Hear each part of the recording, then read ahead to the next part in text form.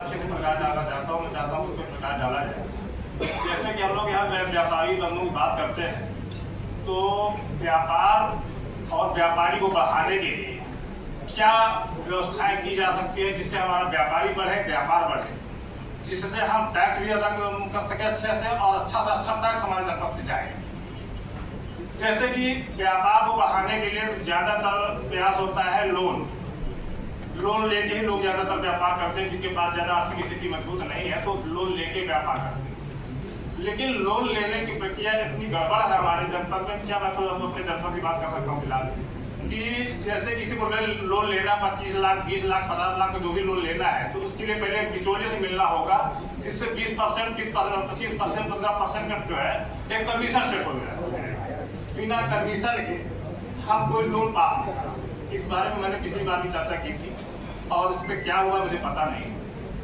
भाई अगर हम लोन 20 लाख का ले रहे हैं और 20 लाख में हम 3 लाख रुपये पहले से कमीशन दे रहे हैं तो 3 लाख हमारी पूंजी 60 होगी, जिसको पूरा भरपाई करने में हम परेशान हो जाएंगे, ब्याज कब हम अदा करेंगे।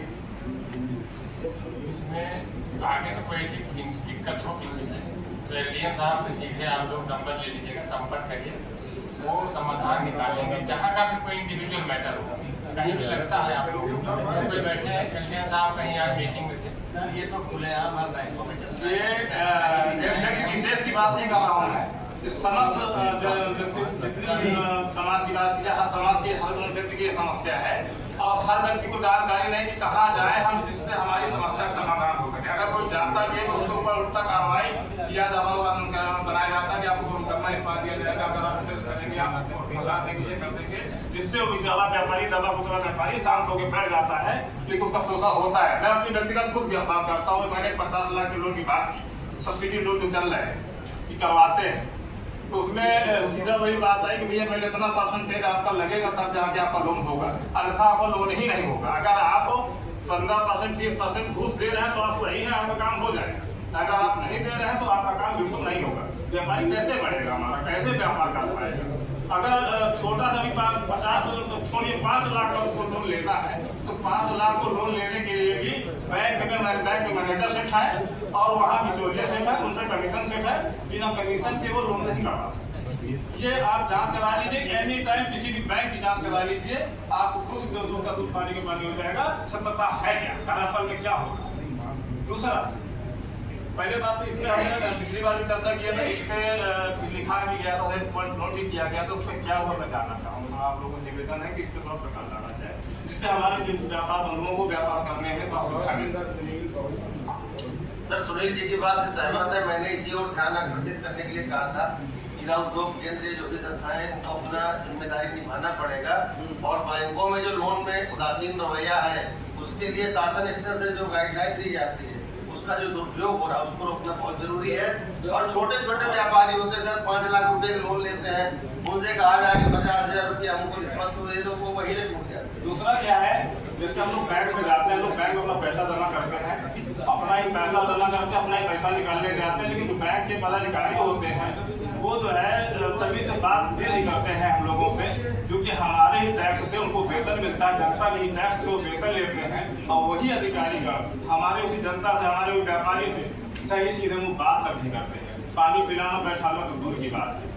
ये बहुत गलत विषय है, मतलब बहुत गलत बात है। मैं चाहता हूँ कि इस पे अधिकारियों पर नकेल कसी जाए, जिससे जाने वाले जो भी लोग जनता के लोग जाते हैं उनसे सीधे मुँह बात की जा सके, उनका सीधे काम हो सके। दूसरा, जैसे कि अभी भाई साहब ने हमारे कुछ चर्चा किया मेडिकल स्टोर और अस्पतालों की रजिस्ट्रेशन क्या है, मैं सही बिल्कुल था आपका, जो बहुत ही जरूरी है। आज के समय में हर व्यक्ति की क्षमता नहीं है कि 3 दिन के इलाज कराने में 3 लाख रुपया और 70,000 रुपया 80,000 रुपया भुगतान कर सके, क्योंकि अस्पताल जब एडमिट करवाता है तो किसी पेशेंट को जाके अस्पताल में जाकर कोई व्यक्ति, तो अस्पताल में लोग उसको पहले तो बिल्कुल आराम हो प्यार से एडमिट करवा लेते हैं, बाद में वो धीरे धीरे उसका बिल बहुत इतना बढ़ा देते हैं। जैसे कि अभी मैं आपको बताऊँ, देवीगंज से एक 70 गिराती लड़का है बेचारा था, और वो बहुत ही गरीब व्यक्ति है, उसकी माँ की तबीयत खराब हुई, वो एक अस्पताल में ले जाकर एडमिट किया और 3 दिन 4 दिन एडमिट होने के बाद 77,000 रुपये बिल उसको पकड़ा दिया। अब आप बताइए 77,000 रुपया किस तरह भरा है कि ब्याज का पैसा लेके उसने जो है उनका बिल अदा किया और उसके बाद 26,000 का उसको बहुत पकड़ा दिया गया दवा का और उसकी माफी खत्म हो गई। तो ऐसे अस्पतालों में बिल अकेल कसी जाए जो मनमानी तरीके से बिल बनाते हैं।